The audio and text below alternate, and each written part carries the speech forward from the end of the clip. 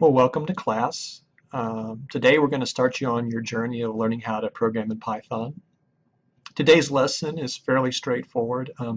You've probably seen some of this in middle school and high school algebra. I'm going to tell you about how numbers are represented in Python, and then we'll discuss how to build arithmetic expressions by combining these numbers. I don't think it's anything that's too mysterious here. Kind of what the way you should think about today's lecture is that Python at its core is just an overgrown calculator. We're going to give it some data, in this case numbers, and we're going to ask it to do some operations, and it's going to, when it's finished, give us an answer. And so that'll kind of consume most of today's lecture. And then I'll go on and we'll talk about ways to build variables and functions and things like that later on. Okay, let's go to class. Before we jump into the details of our lecture on arithmetic expressions, let me show you about how we're going to handle examples that we're going to consider during lecture.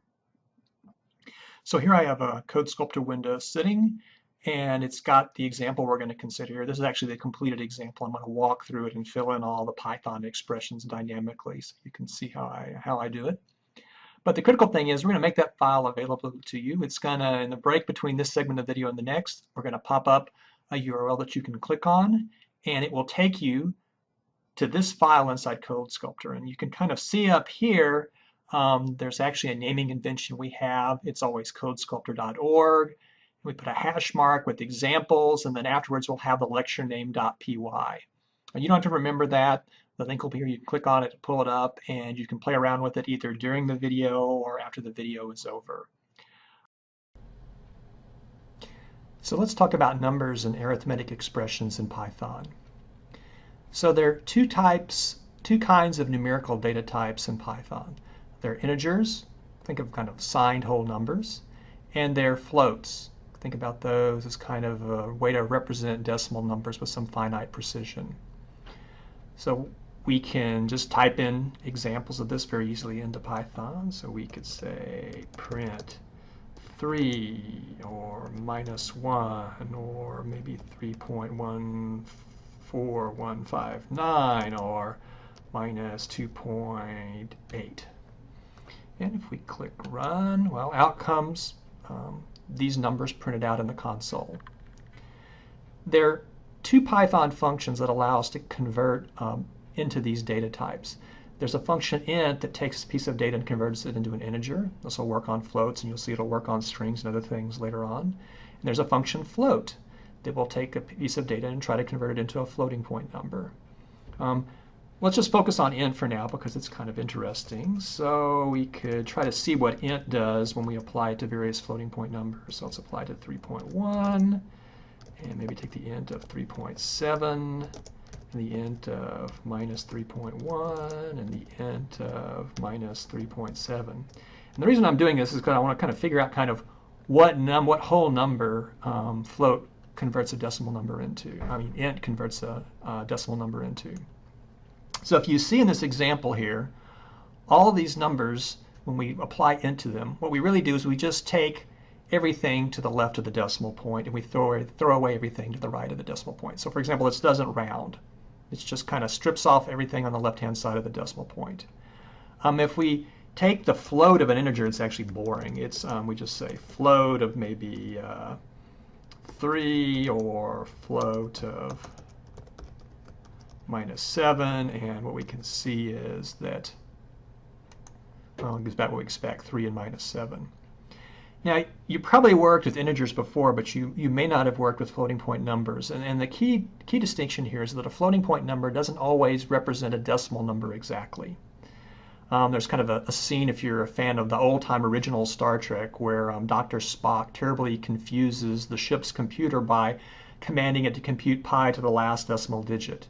Well, pi doesn't have a finite representation as a decimal, and so the computer went merrily off trying to compute the last digit of pi and got in a loop, and eventually, I think, gave up control of the ship, and Spock saved the day.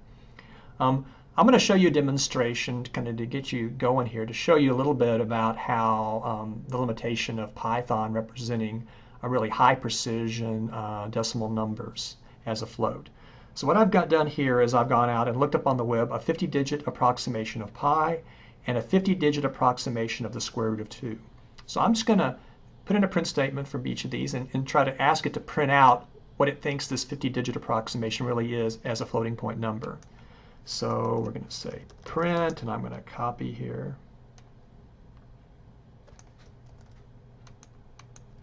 This is my representation for pi, and I could say print, and I'll copy this long representation for square root of 2, and we'll run that.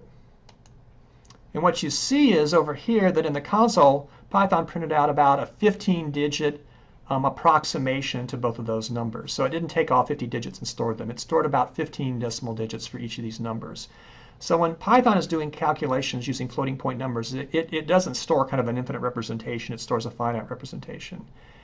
And for most of the time in this class, you'll never notice the difference. But there'll be a few times as you progress on in your programming career, this will start to become important. In fact, if you get high enough, there are actually kind of whole sections of classes devoted to this issue. But for now, all I want you to do is just be aware of this particular issue. So now we have numbers. We have ints and we have floats. Now, if that was the only thing that Python could do, it'd be kind of boring. So we're next going to talk about arithmetic operations that we can apply to numbers to make more complicated expressions. This is very similar to what you probably learned to do in middle school with a calculator. The only difference here is we're going to actually just type these expressions in this text. There are 5 operators we're going to look at. We're going to look at plus, minus, times, division, and power. Those correspond to addition, subtraction, multiplication, division, and exponentiation. Let's just do a couple of examples real quick. So I could say print 1 plus 2 on 3 minus 4 and 5 times 6, and then maybe like, let's go 2 to the 5th power here. So we can run that. What we see comes out is 1 plus 2 is 3. 3 minus 4 is minus 1. 5 times 6 is 30, and 2 to the 5th power is 32. Now, the only operator that's a little tricky here is division. So division takes 2 integers and doesn't automatically return back an integer. And in fact, the version we're going to use is going to return back a floating point approximation to kind of the exact answer. And so let's just do that real quick. Let's do, let's say, print maybe 1 divided by 3, or 5 divided by 2, or maybe minus 7 divided by 3. So if we run that, sure enough, what comes out is what I just discussed. They're floats that approximate the exact answer. So I want to point out something that you should keep in mind here, that this implementation of division is not consistent with Python 2.6. It's the one place in CodeSculptor where we don't make a design choice based on Python 2.6. We instead replicate what JavaScript does and what Python 3 does. Python 3 uses the slash as division to do floating point division. If you want to use integer division, which is what is used in Python 2.6, you can use the // operator, and that will return an integer as a result of doing division. So let's just print that out and I'll explain kind of how it works. So we do 1 integer divided by 3, and 5 integer divided by 2, and minus 7 integer divided by 3. And the answers that are going to come out are going to be integers now.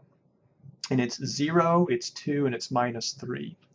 So for positive numbers, you can always just think it's kind of the largest whole number less than the answer. For negative numbers, you still kind of go to the largest whole number less than the answer. And you might ask, well, why don't we do it the same way as kind of the int operation, that just take the whole part? Well, we're going to look at the remainder operator in a couple of lectures, and it turns out that this is a nice way to do integer division for negative numbers, because it'll be an important relationship that'll always hold with integer division and the remainder operator. And I'll talk about that in a few lectures. So in general, just use slash for division, and I think everything will be fine.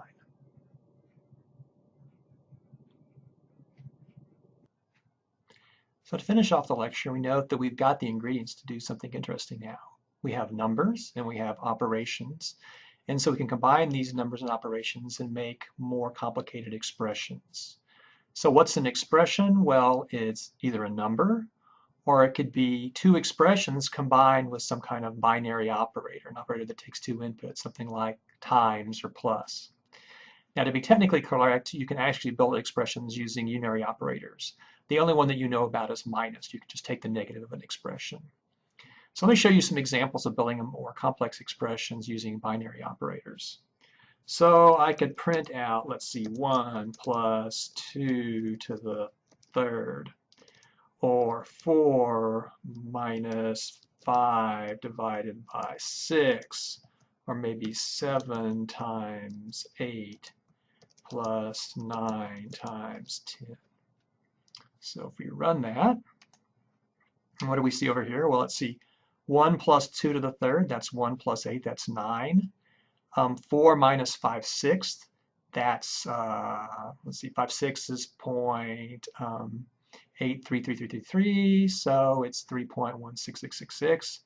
Let's see, 7 times 8 is 72 plus 90. Actually, 7 times 8 is 56 plus 9 times 10 is 90, so it's 146. Now you might notice when I did these expressions up here that I kind of had like a linear sequence of numbers and operations, and I somehow interpreted them in terms of this idea of having kind of an operator collecting two expressions. So there's some rules you're probably really aware of that you can use to take this kind of linear sequence of numbers and operators and turn it into an expression. This is called operator precedence, and you probably saw this in middle school when they told you a mnemonic of the form, "Please excuse my dear Aunt Sally." And what that says is that when you have this linear sequence of, this linear expression, what you're going to do is you're going to go through and do parentheses first. After you've done parentheses, then you're going to do E for exponentiation. Then after that, you're going to do multiplication and division. And after that, you're going to do addition and subtraction. That's what the A and the S stands for in Aunt Sally. And for multiplication and division, they really have equal precedence, so you do them from left to right. And for addition and subtraction, same thing. They have equal precedence. You do them from left to right. So for example, we could go through and we could say,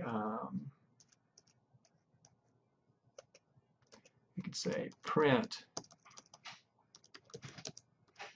1 times 2 plus 3 times 4. And the rules of precedence say that multiplication comes before addition. So we can say 1 times 2 is 2, plus 3 times 4 is 12. And so run that, and sure enough, we get 14 back from both of them.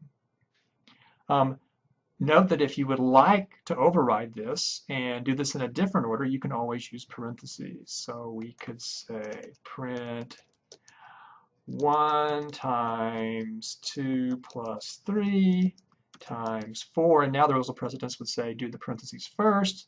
So that'd be the same thing as print 1 times 5 times 4.